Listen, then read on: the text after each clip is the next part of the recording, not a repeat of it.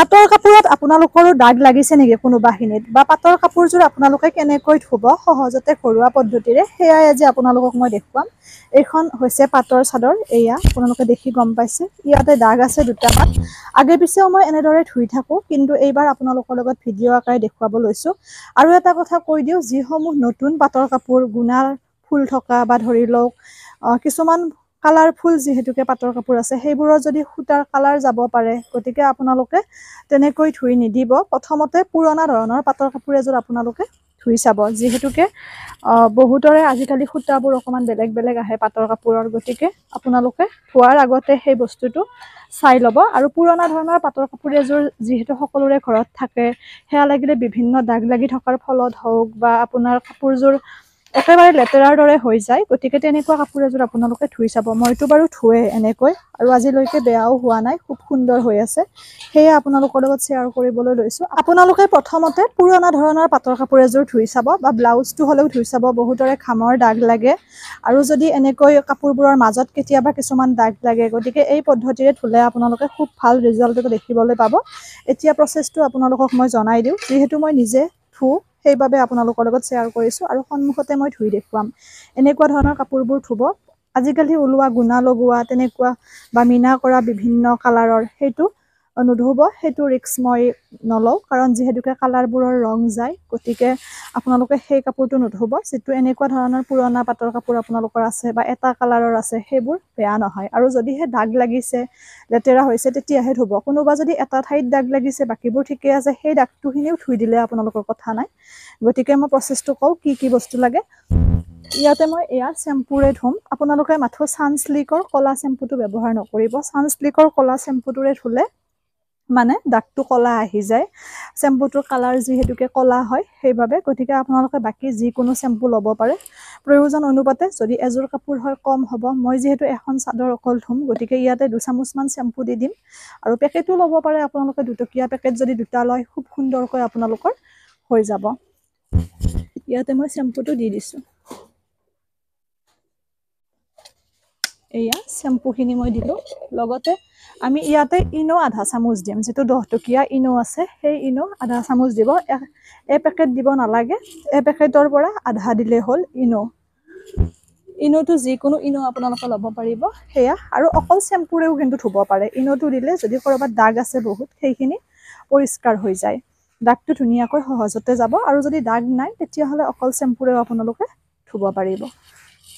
এয়া এনেকৈ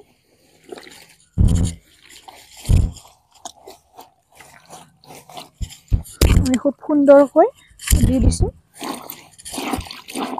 এনেদৰে দি পেলাই আপোনালোকে এটা কাম কৰিব, ধুনীয়াকৈ মোহাৰি দিব। আৰু যিখিনিত আপোনালোকৰ দাগটো আছে ধৰি লওক, সেইখিনি ঠাই বিচাৰি উলিয়াই এনেদৰে মোহাৰি দিব। আৰু বৰ বেছি জোৰত থেকেচি নিদিব আৰু আঁচুৰি নিদিব, যিহেতু পাটৰ কাপোৰ হয়। গতিকে এনেকৈ আপোনালোকে যিটো ঠাইত দাগ আছে সেই ঠাইটো উলিয়াই লৈ এনেদৰে অকণমান মোহাৰি দিব। তেতিয়া দাগটোও যাব, লেতেৰাবোৰো যাব। আৰু মেখেলাৰ তলত বহুতৰে লেতেৰা হয়, সেইখিনি যদি আপোনালোকে মেখেলাৰ তলখিনি এনেকৈ লৈ পেলাই আপোনালোকে মোহাৰি দিয়ে, তেতিয়াহ'লে সেই লেতেৰাখিনি গুচি যাব।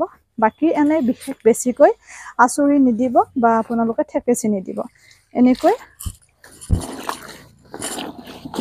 ল'ব। লৈ পেলাই ইয়াতে আপোনালোকে যিখিনি চেম্পু পানী বা আপোনাৰ ইয়াতে ইনো দিয়া পানী, সেইখিনিতে এনেকৈ ধুনীয়াকৈ 2বাৰমান পানীখিনিত এনেদৰে দিব।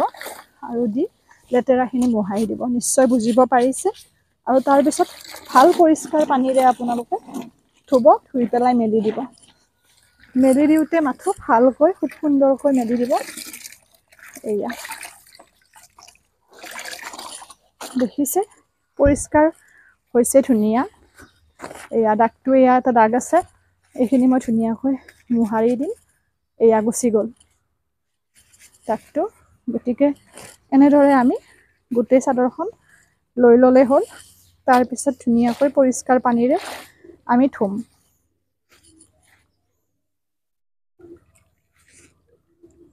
পৰিষ্কাৰ পানীৰে ধুম আৰু তাৰপিছত মই মেলি দিম চাদৰখন।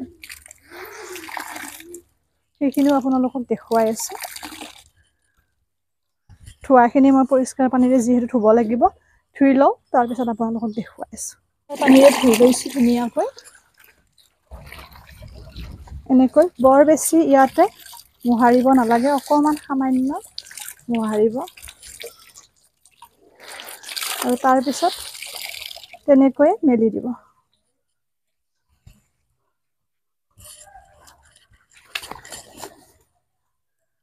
অকণমান মাটি লগা নিচিনা হৈ গৈছে